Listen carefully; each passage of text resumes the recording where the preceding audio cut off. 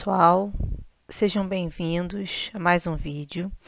Hoje a gente vai discutir, então, a presença das sequências no universo aí dos estudos de cálculo, certo? As sequências, elas existem ainda, né, como objetos matemáticos. A gente estuda propriedades de dois casos muito específicos, ainda no ensino fundamental e médio, que são as chamadas progressões aritméticas, conhecidas pela sigla PA, ou as progressões geométricas, conhecidas pela sigla PG, certo? Essas são estudadas lá no ensino médio e agora a gente vai aprofundar um pouco o estudo dessas sequências com o objetivo de estudar algo que realmente até o fim da escola a gente não estuda, que é o que nós chamamos de séries numéricas, e posterior também outros modelos de séries que são importantes sobretudo para o pessoal da área de matemática, física e engenharias em geral, certo? Então, essa aula ela tem como propósito a introdução ao estudo das chamadas sequências numéricas, certo?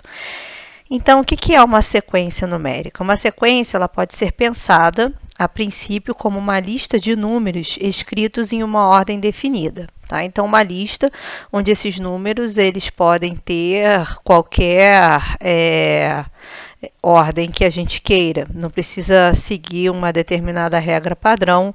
Inclusive, durante esse vídeo a gente vai falar de exemplos de sequências que são realmente organizadas de forma completamente aleatória.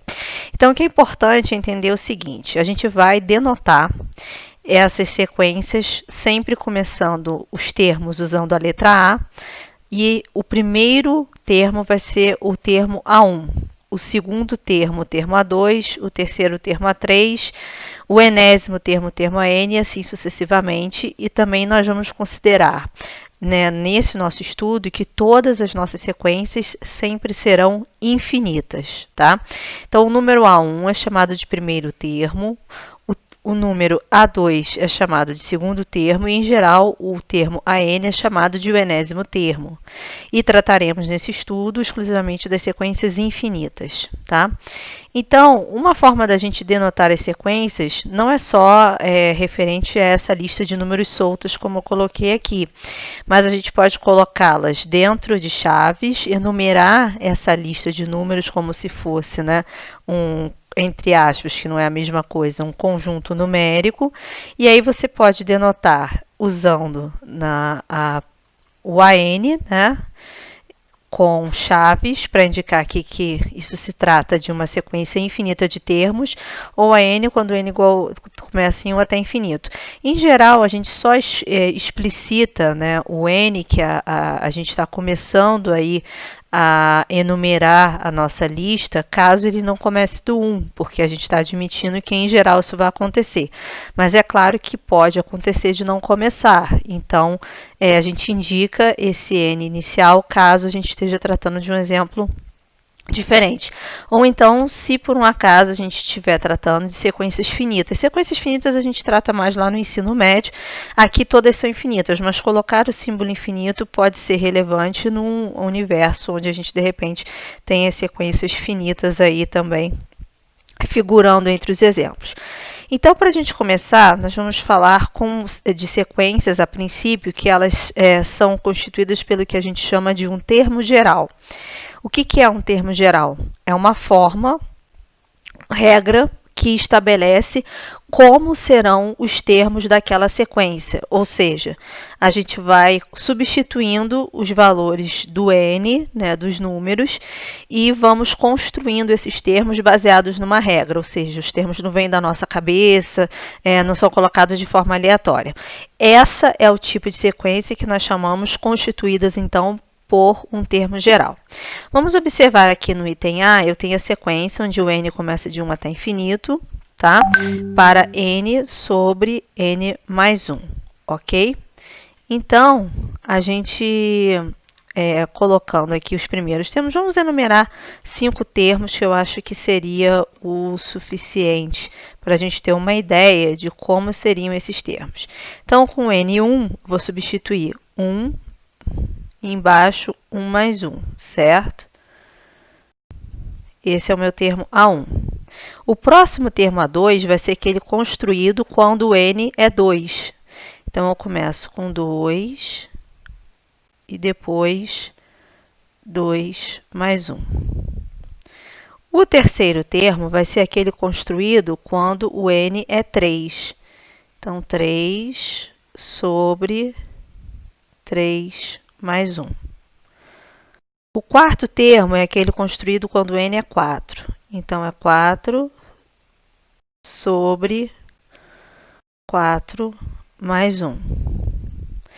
O quinto termo, então, substituindo n por 5, eu vou ter 5 sobre 5 mais 1.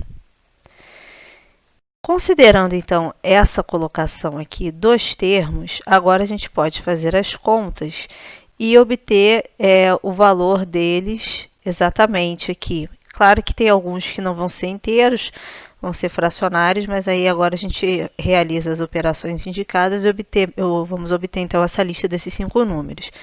Então, eu tenho meio no primeiro, o segundo vai ser 2 terços, o terceiro vai ser 3 quartos, o 4 quintos, e o quinto vai ser 5 sextos. E assim sucessivamente. Então, essa aqui é a nossa primeira lista dos 5 primeiros termos da sequência n sobre n mais 1, certo? É uma sequência que a gente pode perceber que todos os termos são positivos em função da forma como ela foi construída. O meu segundo exemplo, então, ele traz uma novidade em relação à primeira, que é o seguinte. Eu tenho aqui um termo menos 1 elevado a n, e como menos 1 é negativo, a gente sabe que dependendo de como esse expoente está, esse menos 1 pode ser positivo ou negativo. Ou seja, se eu tenho como expoente um número par, a menos 1 elevado ao número par vai ser 1. Se eu tenho como expoente um número ímpar, menos 1 elevado ao número ímpar vai ser negativo. Tá? Então, a gente vai detalhar os 5 primeiros termos aqui, como fizemos em cima, e depois a gente vai fazer essa avaliação, né, de quais termos serão efetivamente positivos e quais termos serão efetivamente negativos. Então, começando do n igual a 1, já que não tem nenhuma especificação, a gente admite isso. Menos 1 elevado a 1, multiplicando por 1 mais 1, sobre 3 elevado a 1. Menos 1 ao quadrado, 2 mais 1,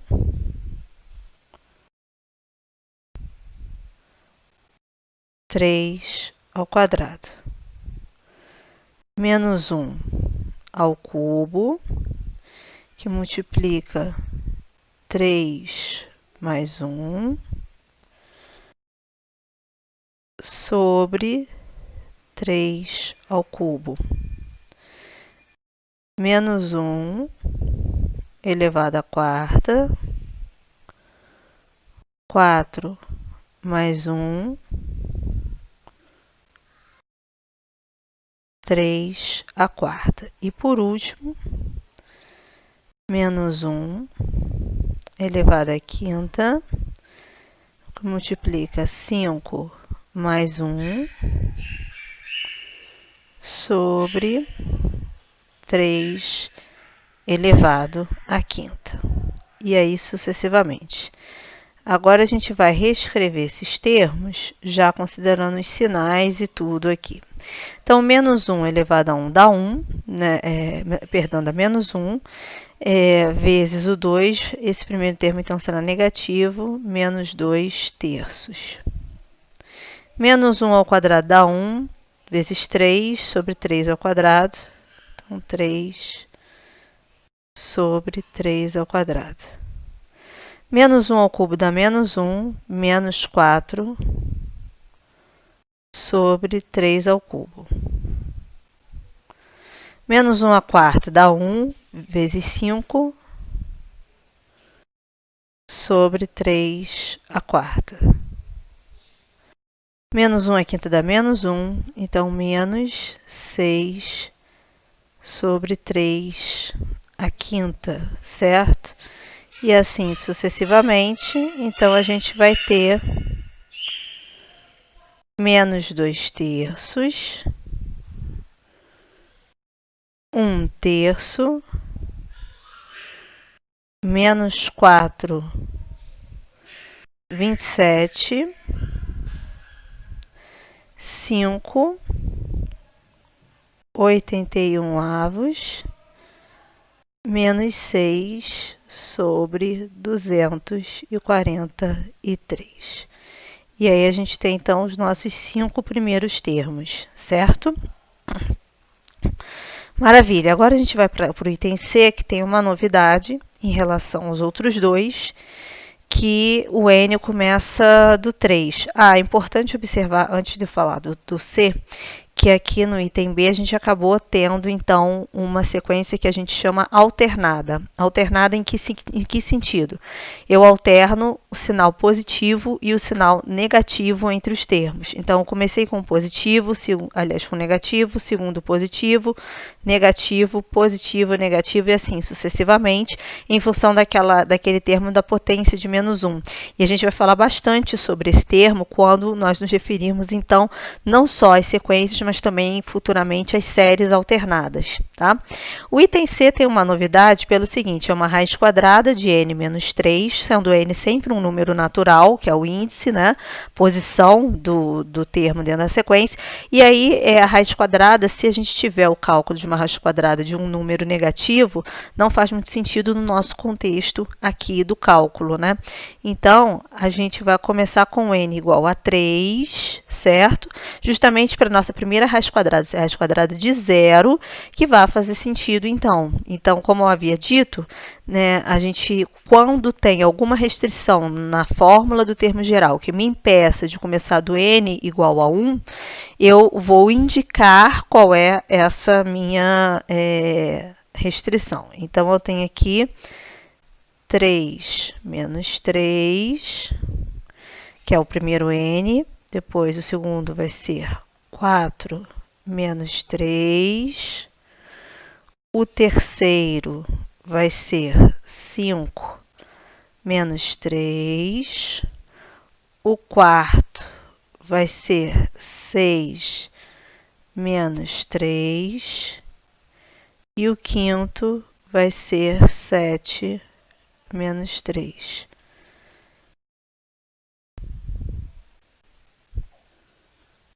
Então, raiz quadrada de 3 menos 3, raiz quadrada de 0, que é 0. Raiz quadrada de 4 menos 3, 4 menos 3 é 1. Raiz quadrada de 1 é 1. Raiz quadrada de 5 menos 3 da raiz quadrada de 2, que é irracional.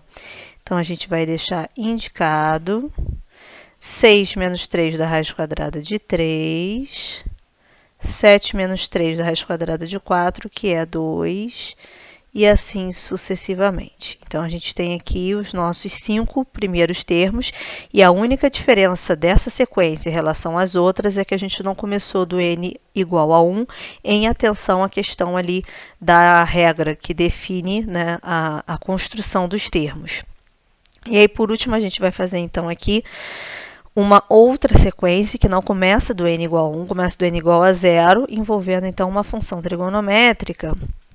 Essa restrição do n igual a 0 foi simplesmente porque, como se trata da função trigonométrica cosseno, é possível, né, definir o cosseno com zero.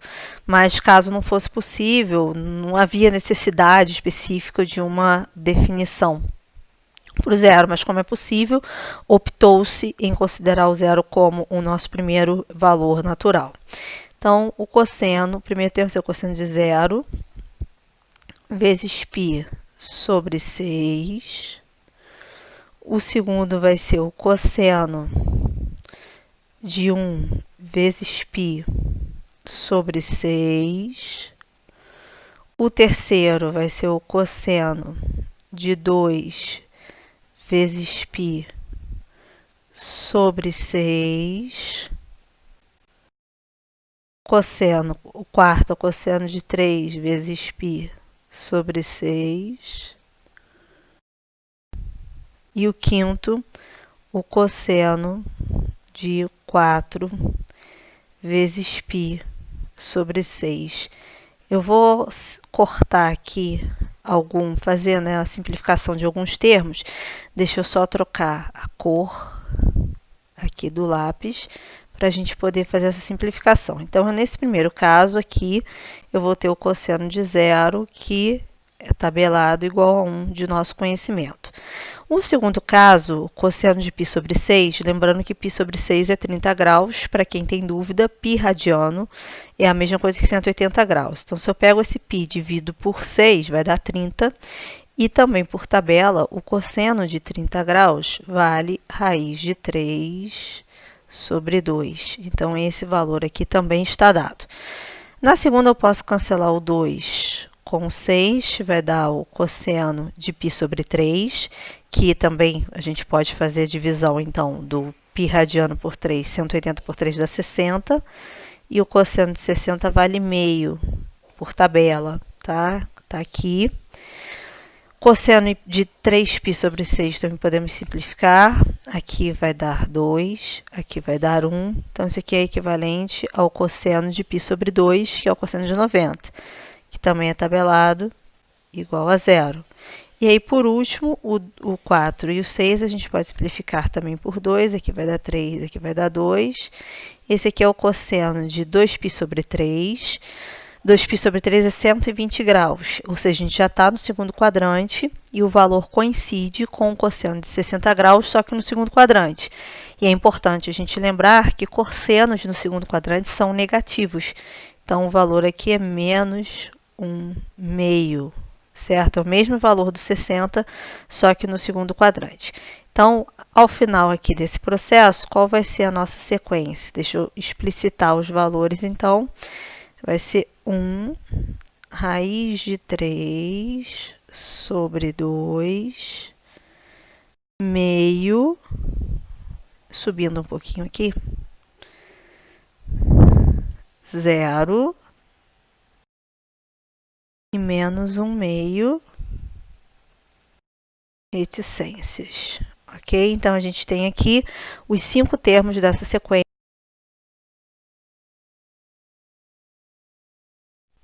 definida a partir da função trigonométrica cosseno de nπ sobre 6, quando n começa de 0 e vai até infinito. Então, o objetivo desse primeiro exemplo foi a gente explicitar como funcionam sequências geradas a partir de termos gerais, termos que definem as formas como essas sequências vão se construir. O meu segundo exemplo, ele traz o caminho inverso dos 4 primeiros exemplos. Em que sentido? Aqui eu já tenho a descrição dos 5 primeiros termos, que foi exatamente o que nós fizemos, no exemplo 1, descrever esses 5 primeiros termos, sendo que agora eu quero saber, a partir dessa descrição, quem foi o termo geral que deu origem àqueles 5 primeiros termos que estão descritos, certo? Então, eu quero saber lá a fórmula geral do termo AN.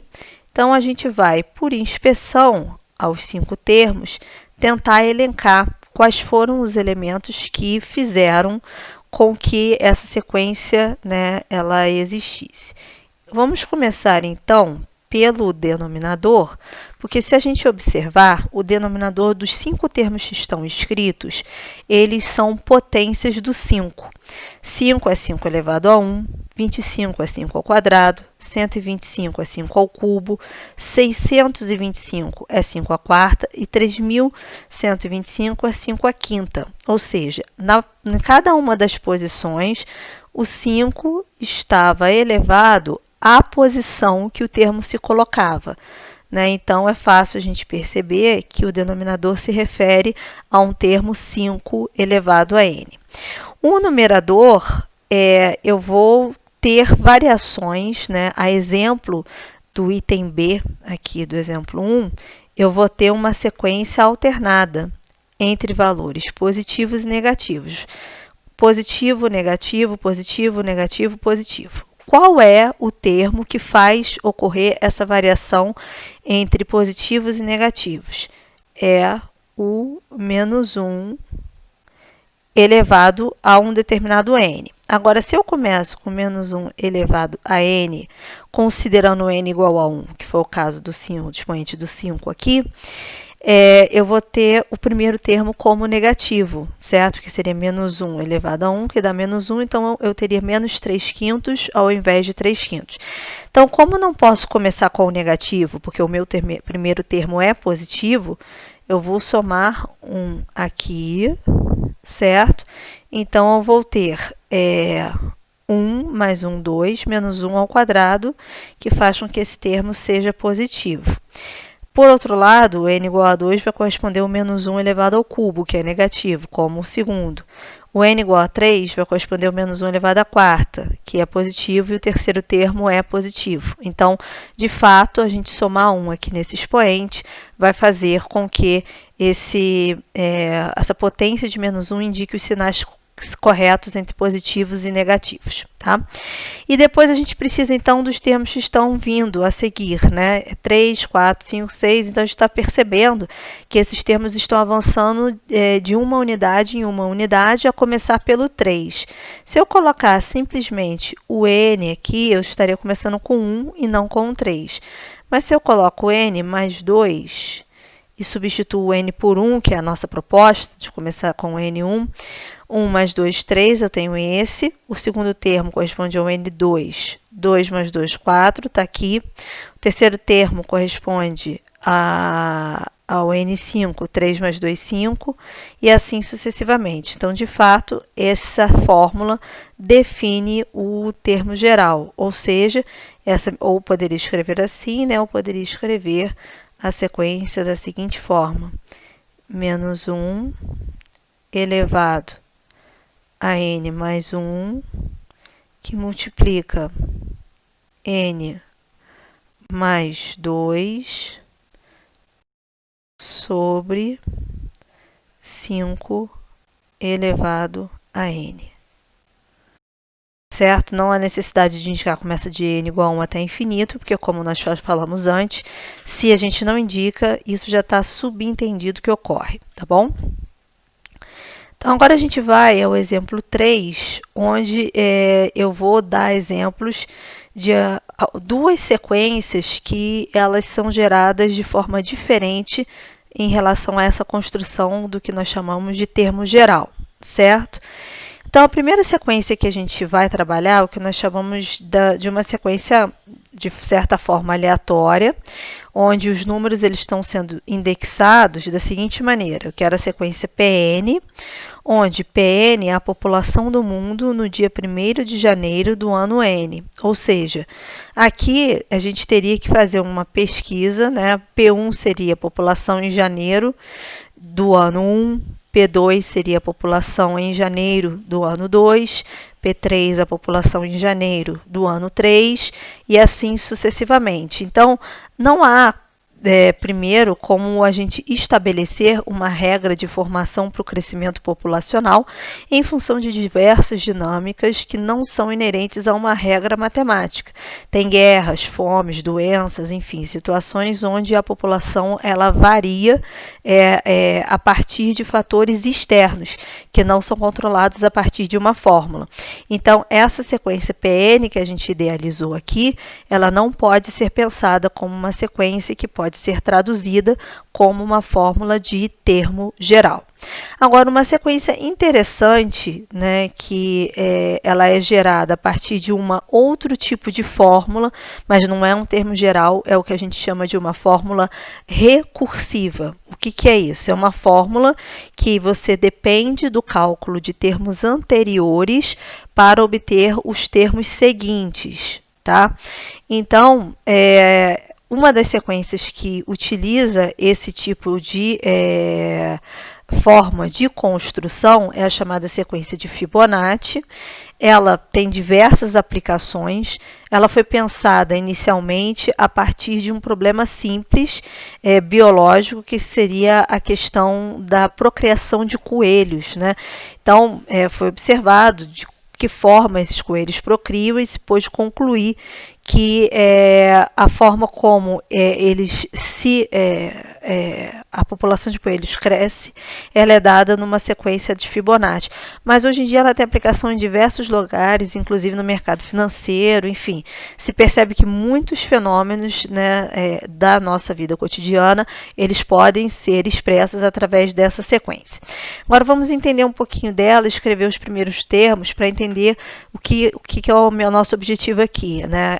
A ideia do que é o recursivo nessa questão de sequências, tá? Então, o primeiro termo dessa sequência é dado igual a 1, tá aqui, ó, F1. O segundo termo dessa sequência também é dado 1. A partir do terceiro, ou seja, para n maior que 2, considerando o n natural, a partir do terceiro, o meu terceiro termo, ele é dado com a soma dos outros dois. O quarto termo, com a soma dos dois anteriores. O quinto termo, com a soma dos dois anteriores. E assim sucessivamente. Então, 1 mais 1, 2. 2 mais 1, 3. 3 mais 2, 5. 5 mais 3, 8. 8 mais 5, 13.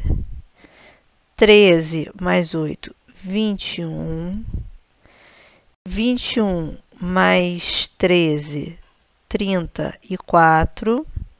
34 mais 21 vai dar 55. 55 mais 34, 5 mais 4 vai dar 9.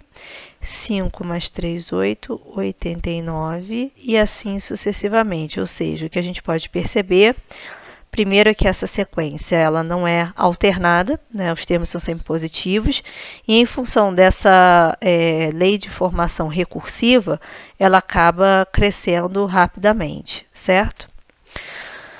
Agora, a definição do que seria o limite de uma sequência, que é algo que nos interessa no final das contas, né, aqui para os propósitos do cálculo, em função do fato da gente querer saber para onde vai essa lista infinita de números, certo? A gente já viu vários exemplos dessa lista e a gente pode perceber diferentes comportamentos dependendo da forma como a gente pensa essas listas. Por exemplo, essa lista aqui, a primeira, meio, 0,5. 2 terços dá mais ou menos 0,06. 4 quintos já vai dar 0,8. 5 sextos já deve dar um valor menor ainda. Deixa eu conferir aqui. 0,83, né? Então, o que está acontecendo? À medida que a gente está se aproximando, né, pelo fato do n ser parecido com o n mais 1, se eu considerar um n igual a 1 milhão, eu vou ter 1 milhão dividido por 1 milhão mais 1. Esse mais 1 já não vai ser tão significativo. Se eu considero o n igual a 1 bilhão, a mesma coisa. 1 bilhão dividido por 1 bilhão mais 1, eu já não considero tão significativo esse mais 1. Ou seja, à medida que nós avançamos no tamanho do n escolhido, a relação entre numerador e denominador ela vai ficando cada vez mais próxima e mais próxima de 1. O que nos dá intuitivamente o sentimento de que talvez essa sequência ela convirja para o valor 1 lá nos termos muito grandes. O que é convergir? A partir de um determinado termo muito grande, não faz diferença mais eu analisar o comportamento da sequência, ela vai acabar tendo um comportamento muito parecido e a gente pode dizer que ela se aproxima de um determinado valor. No caso, seria o 1, certo? Agora, essa sequência aqui que é alternada, a gente já tem um comportamento completamente diferente, porque a gente vai ter metade dos termos negativos e metade dos termos positivos. Então, não dá para a gente dizer que, a princípio, a menos que a gente vai ver isso mais para frente, que esse termo seja o zero, né?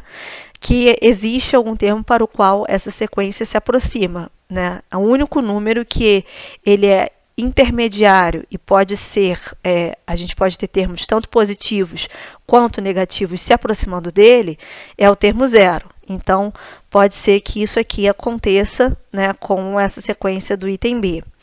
A sequência do item C parece que ela está aumentando à medida que estamos aumentando os valores de n, porque apesar da raiz quadrada ser uma função que não seja de crescimento igual a uma função com n ou x, etc., mesmo ela tem um crescimento um pouco mais lento, mas ela cresce. Então, de fato, parece que os termos do item C estão aumentando, não teria, então, a princípio, um limite em função desse crescimento estar ocorrendo sempre.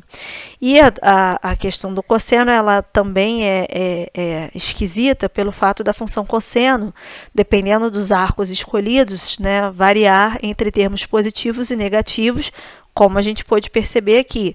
Nós enumeramos 4 termos positivos, depois veio um termo negativo e assim sucessivamente. Então, não necessariamente a gente vai ter um limite pelo fato da gente ter que dividir os termos, né, em positivos e negativos, certo? Então, a ideia aqui do limite é essa, a gente estabelecer dentro dessa lista de números que nós temos, quando é possível a gente dizer que essa lista está se encaminhando para um determinado valor específico. Se isso puder acontecer, a gente chama esse limite de L quando n tende a infinito. Quem é o n? É a quantidade de termos que essa minha lista de números tem. Eu posso indicar limite quando n tende a infinito de AN igual a L, ou simplesmente AN tendendo para L quando n tende a infinito. Se pudermos tornar os termos AN tão próximos de L quanto quisermos ao fazer n suficientemente grande, se limite quando n tende a infinito de n existir, dizemos que a sequência converge. Caso contrário, dizemos que a sequência diverge. Então, eu posso fazer o seguinte, imagina que eu tenho um limite L, tá? E eu posso ter um comportamento desses termos da sequência, esses gráficos querem dizer um pouco isso. De forma diferente, eu posso ter um crescimento indo em direção ao limite, pode passar, inclusive, né, mas depois, dependendo da forma, né, como a nossa regra foi colocada, eles podem ir decrescendo e estabelecerem perto do limite L. E aí a gente tem, então, esse limite estabelecido, certo? Ou eu posso ter, olha, um aumento, decrescimento, e hora em cima, hora embaixo, hora em cima, hora embaixo, mas cada uma dessas subidas e descidas, elas estão cada vez mais próximas do limite L. O que eu quero dizer com isso é que não precisa ter um comportamento linear, né? A sequência subir ou descer diretamente. Ela pode ir variando dentro da sua lei de formação e lá no infinito, que é onde nos interessa, ela esteja próximo do valor L do limite. Tá? É bem claro que tudo isso é uma noção intuitiva e para a gente, na prática, fazer cálculos de limite, nós vamos precisar de cálculos envolvendo teoremas e resultados que nós conhecemos, para não ficar simplesmente essa coisa, nós achamos que se aproxima do 1, a gente acha que se aproxima do 0. Existem resultados que vão nos ajudar a encontrar, então, os limites de sequências, certo?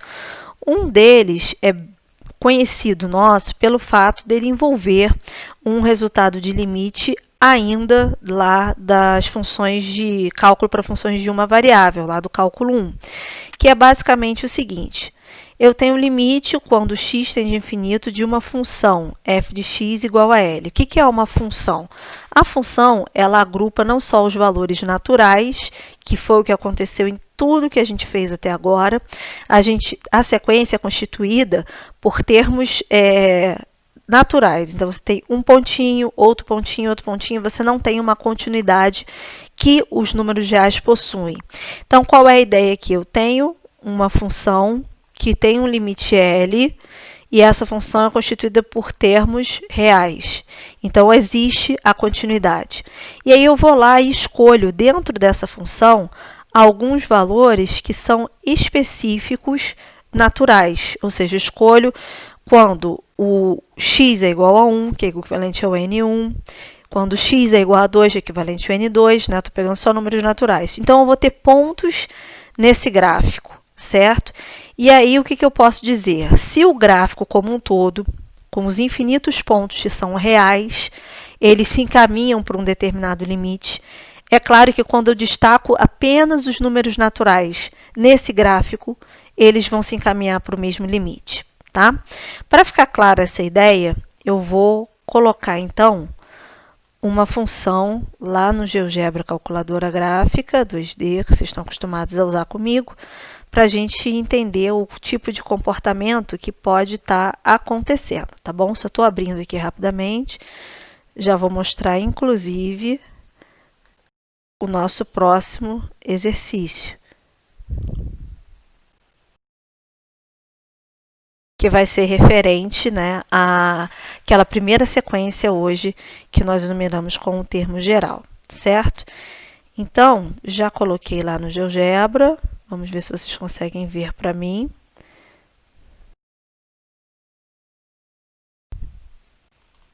Tem que abrir aqui.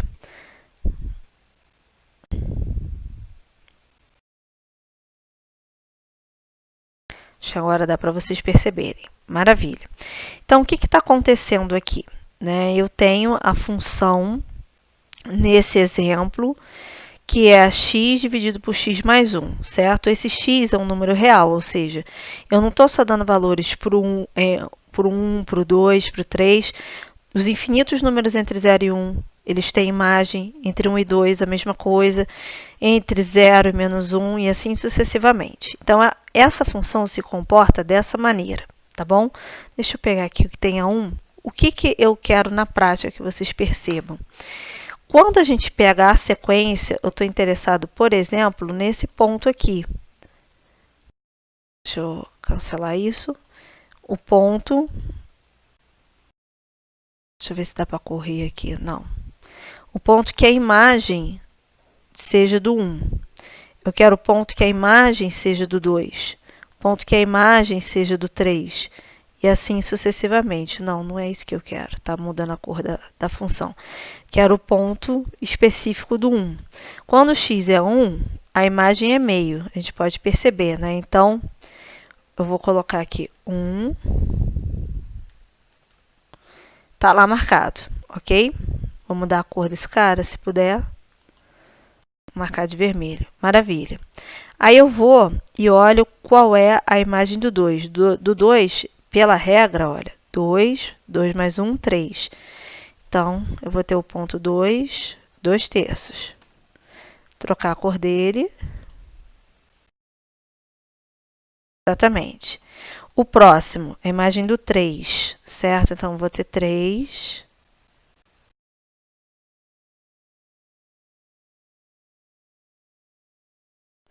Três quartos. Vou botar o parêntese 3, 3 quartos. Exato. Deixa eu trocar a cor aqui, então.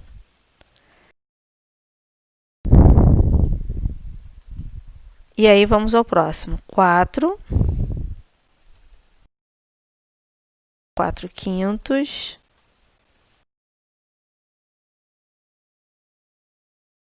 Certo. Vamos botar o último, já que a gente gerou a sequência com 5. O último vai ser 5, 5 sextos. Ok? Então, trocar a cor também, para não ficar igual. Mas, ok. Beleza. Então, a gente pode perceber o seguinte. Quem é a nossa sequência no final das contas?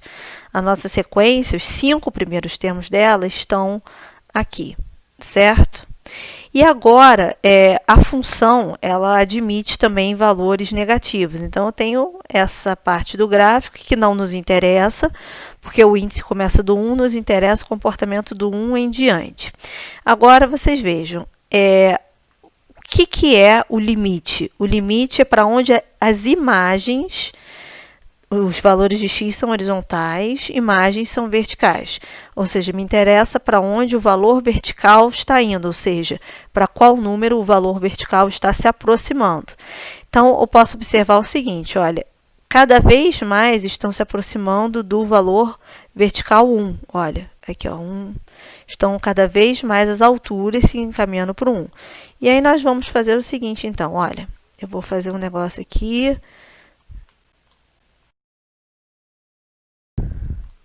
vou andar. Olha só, o 1 continua aqui, estão vendo? E a linha da função continua perto do 1. Estamos em 39. Ó, agora já é o 1. Se eu ampliar, está perto do 1, 58. Números ainda pequenos, né?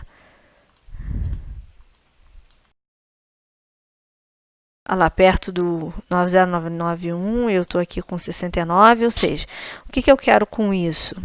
Eu quero mostrar a vocês que realmente parece, né, pelo gráfico, que a imagem não passa do 1, de fato, como era uma ideia que a gente tinha intuitiva quando vimos a sequência. Então, provavelmente nós não estamos errados. Eu quero voltar aqui para a imagem da sequência para a gente fechar. Provavelmente a gente não está errado quando diz que o limite desta função, quando x vai para infinito pela direita, ou seja, os valores de x aumentam, ele é 1, assim como, então, quando os valores de n forem para infinitos, naturais aqui à direita, também estão se aproximando de 1, tá bom? Então, vamos voltar lá no quadro para a gente agora ver uma forma algébrica de fazer esse cálculo, que nos parece bastante intuitivo, certo? Antes disso, eu quero baixar a figura para colocar ali no quadro, para depois vocês poderem acompanhar também, né? O que a gente fez aqui no GeoGebra, partir apenas do PDF, certo?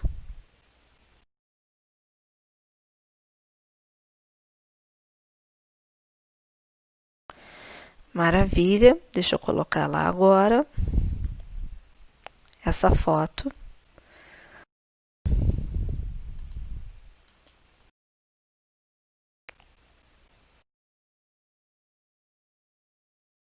Então, deixa eu colocar aqui, antes da...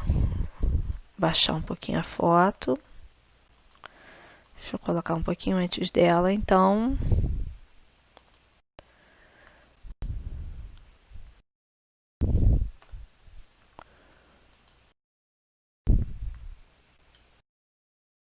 Vamos colocar aqui como passo 1, esboço da função f de x igual a x sobre x mais 1, utilizando o GeoGebra e destaque para os termos não, botar os 5 primeiros. Para os 5 primeiros termos da sequência. Ok? Então, qual é a ideia do exercício? Vamos usar esse teorema, certo? Então, eu quero o limite quando x tende a infinito de n sobre n mais 1, e eu fiz uma demonstração de que os termos dessa sequência, n sobre n mais 1, considerando que o n é natural, então não me interessa o que acontece na parte negativa do x, e sim do 1 para frente, e só os valores naturais, 1, 2, 3. Essa sequência está sobre a função. Então, o que acontece com a função, obviamente, que vai acontecer com a sequência, porque os termos estão ali em cima, tá bom? Então, passo 2 vai ser o cálculo do limite usando critérios que a gente via lá no cálculo 1, certo? De cálculo de limites. Passo 2.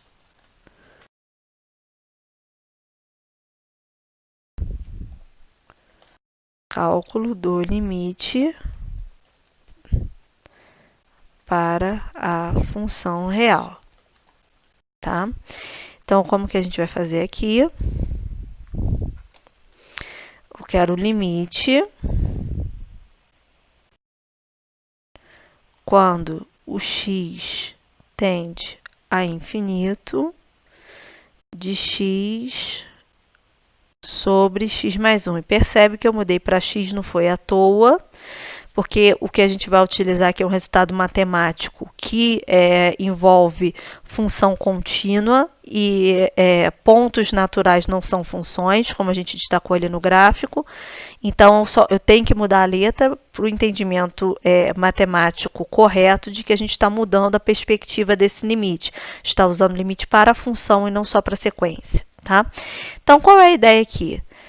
Eu tenho infinito sobre infinito, se eu substituir o x por infinito. Uma indeterminação. A gente pode fazer pela regra de L'Hopital, certo? Que é o que eu vou optar aqui. Ou daria para dividir todos os termos, ou seja, esse x e esse 1, todos por x, e depois tomar um limite quando x tende a infinito, que chegar no mesmo valor. Fazendo, então, a derivada,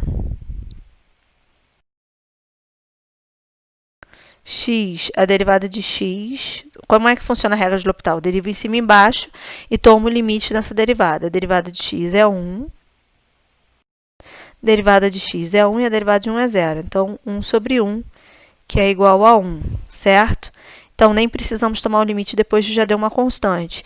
Então, esse limite é 1. De fato, com aquela questão toda que a gente discutiu, a gente achava que intuitivamente esse limite era 1 mesmo, certo? E foi provado, então, aí por um método algébrico que a gente está acostumado para o cálculo de limite, tá bom?